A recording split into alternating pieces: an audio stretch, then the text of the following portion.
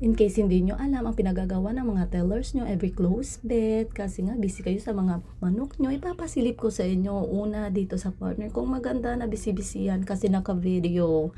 Tapos dito tayo bandang ibaba, o ayan, ano ba to? Kulang pa to siya sa tulog, hangover ba to? O broken hearted ba? O ang laki lang talaga ng problema niya. Tapos ito naman, halos maduling na sa kaka-cellphone o kinilig pa ata sa nabasa.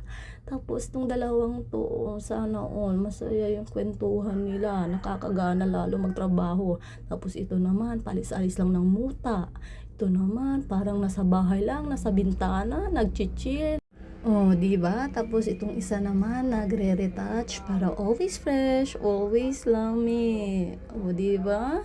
Tapos ito naman kinakapa yung labi niya, akala niya nawala na. Oh, pasuklay-suklay. Tapos ang iba nagse-cellphone, scroll dito, scroll doon. Tapos ito, ang lakas maka-reply. Oh, hello sa paa ni Manong. Tapos kung may paa si Manong, may paa din si teller habang nagbibilang ng pera. Oh, 'di ba?